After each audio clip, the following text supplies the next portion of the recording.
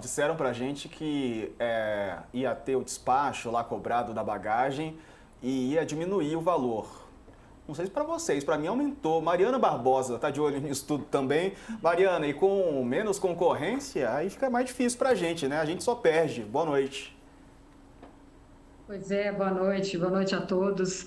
Essa é uma fusão que tá sendo vendida, né, pelas empresas como sendo benéfica para o consumidor, porque precisamos de empresas fortes, e a gente está vendo que é preciso olhar mais detidamente, né? Quer dizer, o CAD não pode simplesmente autorizar como se não fosse ter efeito nenhum, né? Eu andei publicando nas últimas 2 semanas, uns estudos que mostram que desde que elas começaram esse acordo de code-share, que é um acordo comercial, que uma vende passagem da outra, já teve algumas rotas onde elas competiam, que não fazem parte do code-share propriamente, mas que são rotas onde elas competiam, uma ou outra deixou de operar. E nessas rotas em que uma ou outra deixou de operar, teve aumentos de tipo até 23% no preço das passagens. Quer dizer, antes mesmo de ter uma fusão,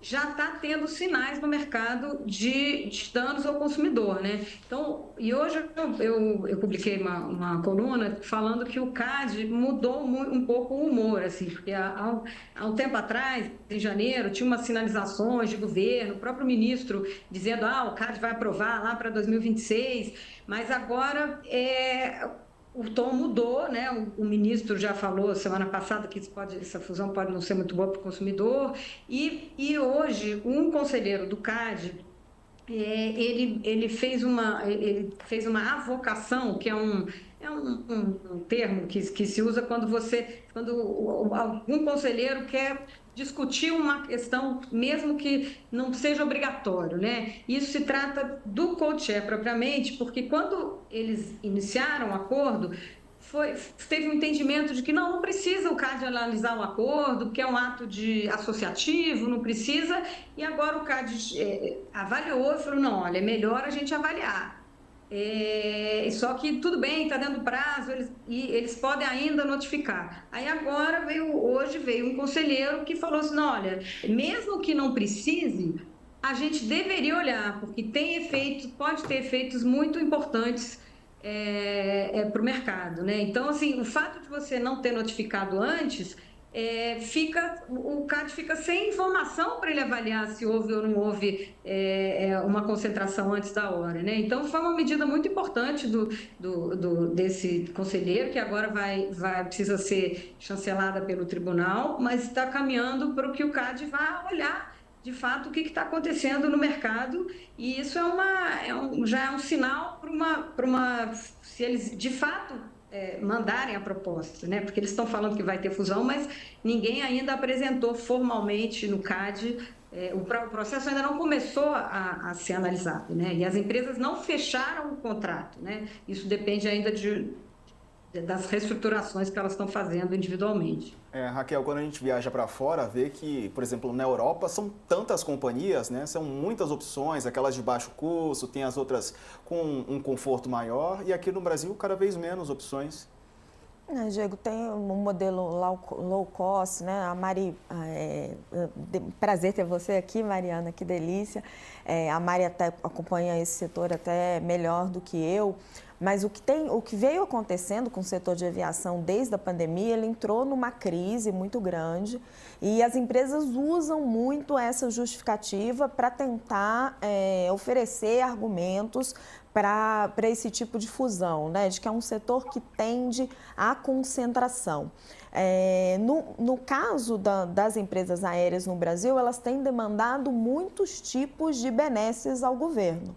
Né? Incentivos fiscais, agora tem uma discussão em torno de empréstimos do BNDES para essas empresas. Agora, o que precisa ficar claro, e isso de nenhuma maneira está claro ainda para as pessoas, é que Azul e Gol não sobrevivem sozinhas. Né? O que elas argumentam é até um pouco contraditório, porque elas dizem o seguinte, elas dizem que a Gol está se virando bem no seu processo de recuperação judicial e a Azul também, mas que elas precisam ficar juntas para formar uma companhia mais saudável e que dê melhores resultados. Só que isso para o consumidor não é um raciocínio tão interessante, certo? Se elas têm condições de caminhar sozinhas, é melhor para o consumidor ter 3 empresas.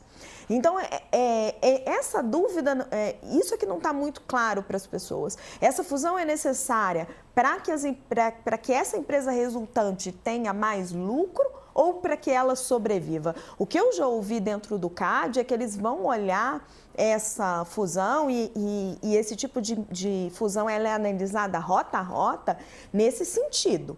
Se ela é uma fusão necessária para que essas empresas não quebrem, e aí o consumidor não teria opção nenhuma, ou se ela é uma fusão só para que as empresas melhorem o desempenho. Porque os órgãos reguladores, eles têm que ter em mente o benefício ao consumidor, não aos acionistas das companhias. Importante isso, né, Mariana? Com certeza, Raquel. Então, o que aconteceu foi que na pandemia, todas as empresas aéreas tiveram um impacto gigantesco, né? E agora, a Gol e a Azul optaram por fazer uma reestruturação, fizeram algum acordo muito superficial. A Latam foi direto para o Chapter 11, que é o processo de recuperação judicial. Então, assim, os acionistas da Latam foram diluídos e a empresa hoje está super saudável, ela está tendo resultado, está tendo lucro. Então, assim, os acionistas tomaram uma decisão de não entrar numa reestruturação formal, porque por um temor de serem diluídos, né? Então, agora, quer dizer, essa estruturação é para resolver uma questão dos acionistas. Não é que no início dessa conversa de fusão, uma dizia nos bastidores que a outra está à beira de falência, tal, quer dizer, tinha uma especulação de que elas iam usar uma tese que se usa na linguagem anticoncorrencial, que antitrust, que é da firma falida, né? Mas aí depois elas começaram a ver que essa tese também não era muito boa, porque não era boa para a imagem das empresas, ficar falando sobre tese de firma falida.